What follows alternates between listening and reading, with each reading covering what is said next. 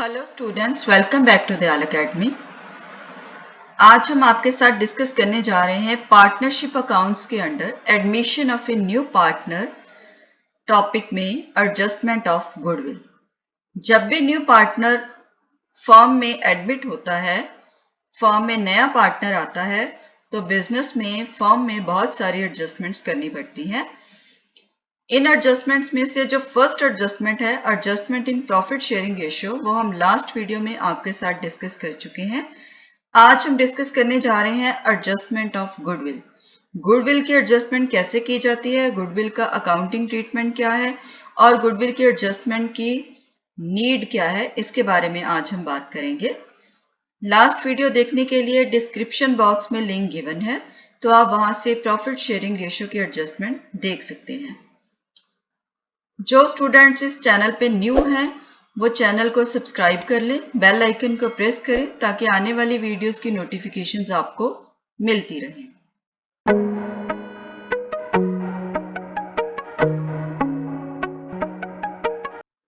Why is adjustment of goodwill required? सबसे पहला point है कि एडजस्टमेंट गुडविल की क्यों की जाए on the admission of a new partner. इसकी क्या जरूरत है, क्या नीड है कि हमें जो गुडविल है उसको एडजस्ट करना पड़ता है at the time of admission of a new partner in partnership accounts. Whenever there is admission of a new partner, the gaining partner, that is the partner whose share has increased as a result of change, must compensate the sacrificing partner, that is the partner whose share has decreased as a result of change. तो सबसे पहला point हमने देखा था कि new partner आने से profit sharing ratio जो है वो चेंज हो जाती है। जो ओल्ड पार्टनर्स हैं उनको सेक्रीफाई करना पड़ता है, अपना शेयर न्यू पार्टनर को देना पड़ता है।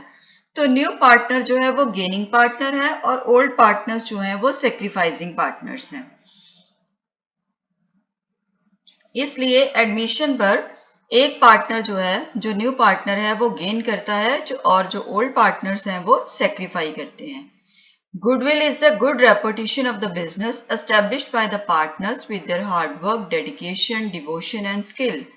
हमें पता है कि गुडविल क्या होती है। गुडविल होती है बिजनेस की रेपुटेशन, और ये रेपुटेशन जो पार्टनर्स हैं वो अपने हार्ड वर्क से, अपनी डेडिकेशन से, अपनी डिवोशन से, अपनी स्किल से, अपनी ऑनेस्टी से, अपने काम से जो है वो एस्टेब्लिश करते हैं बिजनेस की एक अच्छी reputation. The business requires more effort during its initial stages. और हम ये भी जानते हैं कि जब हम नया बिजनेस स्टार्ट करते हैं तो बिजनेस को सेटअप करने के लिए बहुत कुछ करना पड़ता है। इनिशियल स्टेजेस के ऊपर बहुत सारे जो हैं वो एफर्ट्स लगाने पड़ते हैं। The new partner was not present at that stage and made no sacrifice. अब जो नया पार्टनर आ रहा है, जिसकी एडमिशन हो रही है न्यू पार्टनर की, वो तब आ रहा है जब बिजनेस पूरी तरह से सेटल्ड है। इसलिए उसने बिजनेस को सेटल करने के लिए कोई भी सेक्रीफाइस नहीं किया है। When he joins the firm, the old partners have to sacrifice a partner of their share of profit in favor of a new partner. जब वो फर्म को ज्वाइन करता है तो ओल्ड पार्टनर्स अपने शेयर का सेक्रीफाइस करते हैं, अपने शेयर का कुछ पार्ट जो है वो न्यू पार्टनर को देते हैं। Since the new partner will benefited by the sound working of the firm in the same way as the old partners without making any sacrifice made in the past. तो इसका result क्या है? इसका result ये है कि जो new partner है उसको बेनिफिट मिलता है एक well established good reputation business में काम करने का बेनिफिट उसको मिलता है, जिसमें उसने कोई सेक्रीफाइस नहीं किया है। सारे के सारे सेक्रीफाइस किसने किए हैं? ओल्ड पार्टनर्स ने। It is therefore necessary that the new partner should pay something extra to the old partners to compensate them for sacrifices made by them. तो अकेले कैपिटल लगाने से वो पार्टनर नहीं बन जाएगा, उसको ओल्ड पार्टनर्स को गुडविल के लिए भी कुछ ना कुछ पे करना पड़ेगा। जो उन्होंने सेक्रीफाई किए हैं उनके लिए भी ओल्ड पार्टनर्स को कुछ ना कुछ देना पड़ेगा न्यू पार्टनर को। The compensation paid by the new partner to the old partner for good reputation of the business may be in cash or in kind. और ये जो compensation होती है वो old partners को मिलती है न्यू पार्टनर से in the form of cash और kind. वो एसेट के फॉर्म में भी दे सकता है और कैश फॉर्म में भी दे सकता है। तो इट मीन्स कि गुडविल की एडजस्टमेंट क्यों करनी पड़ती है, गुडविल की वैल्यूएशन करनी पड़ती है ताकि पता चले कि on the admission of a new partner business की गुडविल कितनी है, और उस गुडविल को एस्टेब्लिश करने के लिए क्योंकि ओल्ड पार्टनर्स ने बहुत सारे सेक्रीफाइस किए हैं, इसलिए न्यू पार्टनर को उनको उनकी गुडविल का, उनके सेक्रीफाइस का जो शेयर है वो देना पड़ेगा in the form of cash और in the form of kind. So that's why the adjustment of goodwill is required. Accounting treatment of goodwill. Accounting treatment of goodwill में हम केस वाइज जो है इस कॉन्सेप्ट को समझेंगे. Case 1, goodwill paid privately. If new partner pays his share of goodwill privately to the old partners, no journal entry is required in the books of firm. Goodwill का share जो new partner old partners को देगा उसको हम premium for goodwill कहते हैं. और ये जो प्रीमियम वो पे कर रहा है फॉर गुडविल, वो अगर वो प्राइवेटली पे कर देता है, मींस के बिजनेस में वो नहीं आता है, बाहर के बाहर ही वो प्राइवेटली दोनों पार्टनर्स को उनके सेक्रीफाइस के लिए कंपनसेट कर देता है, तो फिर हम फर्म की बुक्स में इसकी कोई भी जर्नल एंट्री नहीं करते हैं. जर्नल एंट्रीज तभी होती हैं, अकाउंटिंग ट्रीटमेंट तभी होता है अगर गुडविल को बिजनेस में रिटेन किया जाए, पार्टनर्स जो हैं वो गुडविल को बिजनेस में रखें, तो तभी जो है वो उसका अकाउंटिंग ट्रीटमेंट होता है. अदरवाइज अगर ये प्राइवेटली पे हो जाती है तो फिर ओल्ड पार्टनर्स इसको बाहर ही बाहर ले लेते हैं, बिजनेस के बाहर इसके एडजस्टमेंट करते हैं, तो जर्नल एंट्रीज जो हैं वो बुक्स में नहीं की जाती हैं. Case 2, goodwill bought in cash and retained in business.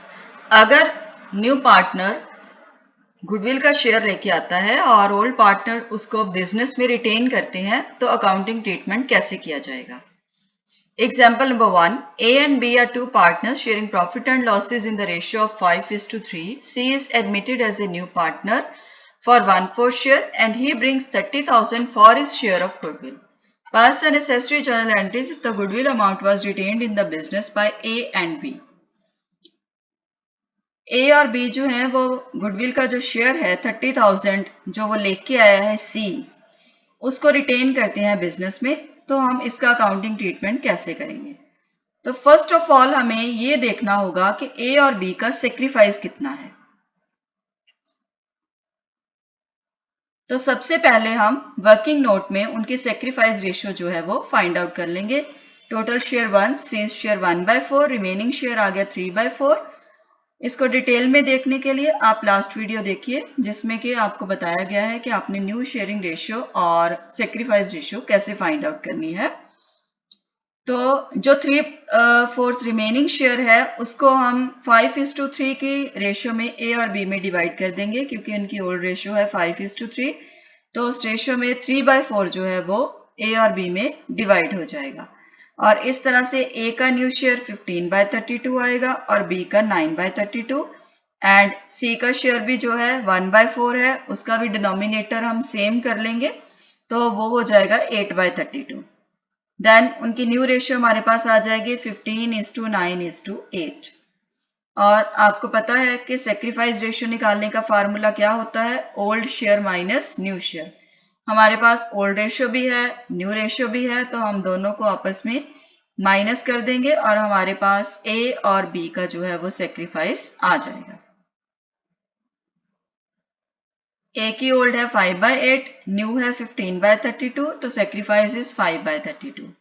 B की सेक्रीफाइस निकालेंगे, B की ओल्ड है 3/8 और न्यू शेयर है 9/32, तो उसका जो है वो 3/32 एलसीएम लेने के बाद माइनस करेंगे और हमारे पास 3/32 उसका शेयर आ जाएगा. और सेक्रीफाइसिंग हम निकाल लेंगे, तो दोनों का सेक्रीफाइस कितना हुआ 5/32 एंड 3/32, और डिनोमिनेटर सेम है तो कट हो जाएंगे. 5:3 जो है वो इनकी सेक्रीफाइस रेशियो हो जाएगी.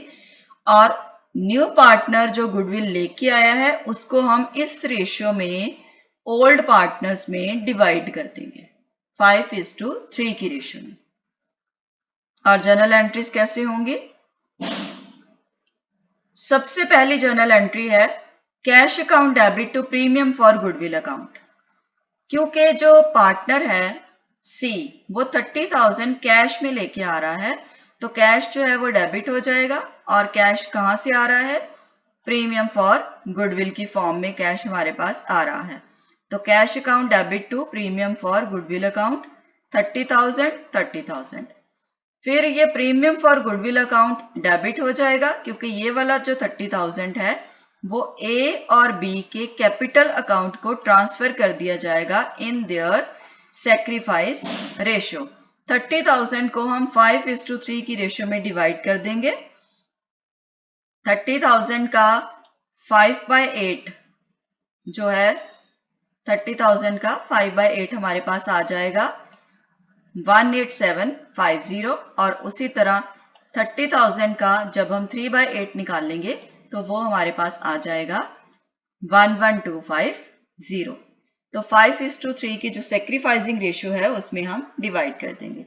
यहाँ पर आपने दो एंट्रीज पास करनी है। फर्स्ट एंट्री पास करनी है जो वो प्रीमियम फॉर गुडविल कैश में लेके आया है, तो cash account debit to premium for goodwill 30,000 और premium for goodwill account debit to A's capital to B's capital. तो 30,000 को हम उनकी सैक्रिफाइसिंग जो रेशियो है, ओल्ड रेशियो नहीं, सैक्रिफाइसिंग रेशियो में यह ध्यान रखना है आपने कि प्रीमियम फॉर गुडविल को सैक्रिफाइसिंग रेशियो में ओल्ड पार्टनर्स में आपको डिवाइड करना है to A's capital to B's capital. तो 30,000 का 5/8 मिलेगा ए को और 3/8 मिलेगा बी को।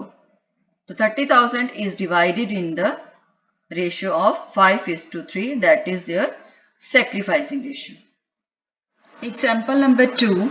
X, Y, Z are three partners sharing profits and losses in the ratio of 3:2:1. W is admitted as a new partner for 1/6 share and he brings 36,000 for his share of goodwill. Pass the necessary journal entries for the treatment of goodwill, assuming that the goodwill is withdrawn by the old partners.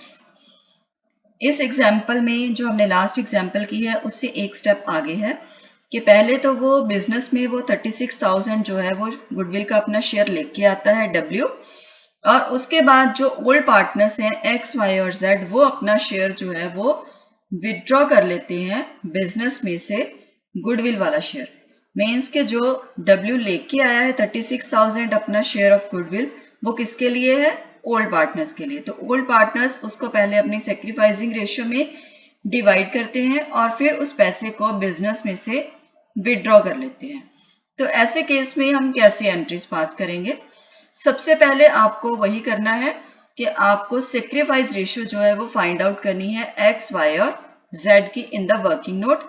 X, Y, Z की sacrifice ratio find out करने के बाद हम journal में जो first entry पास करेंगे वो same है, cash account debit to premium for goodwill.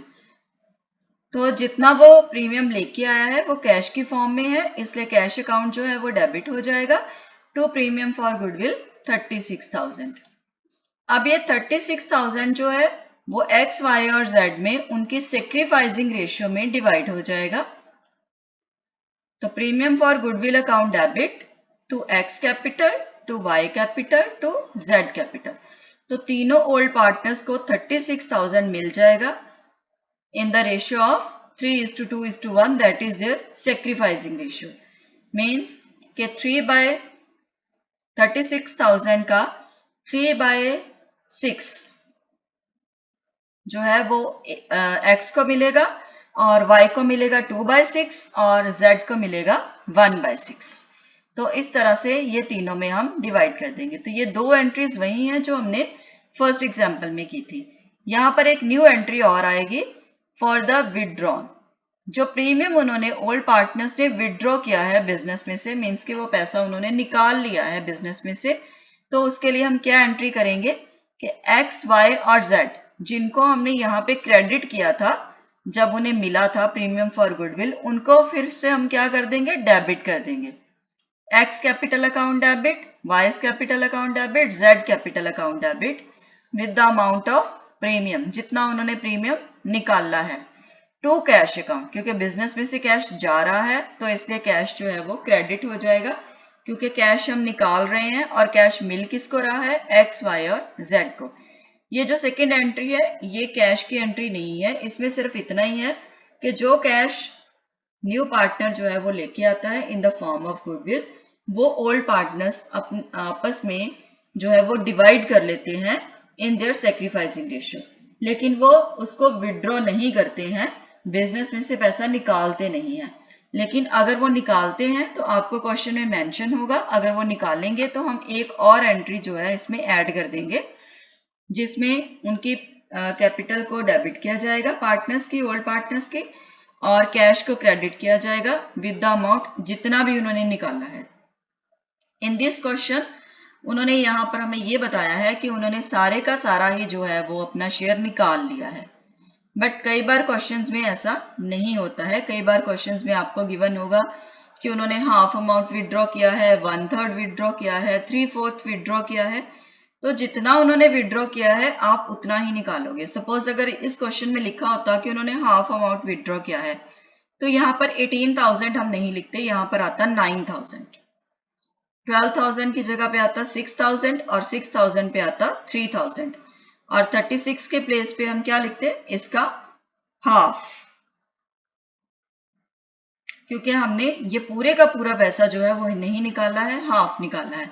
अगर 1/3 निकाला होगा तो 18 का 1/3 कर दो, 12 का 1/3 कर दो, 6 का 1/3 कर दो। मीन्स के ये डिपेंड करता है कि आपको क्वेश्चन में क्या बोला गया है कि उन्होंने कितना पैसा जो है वो विड्रॉ किया है ओल्ड पार्टनर्स ने। एंट्री यही पास होगी कि पार्टनर्स, ओल्ड पार्टनर्स की कैपिटल को हम डेबिट कर देंगे और कैश को क्रेडिट कर देंगे, लेकिन अमाउंट जो है वो वेरी करेगा according to the information given in the question.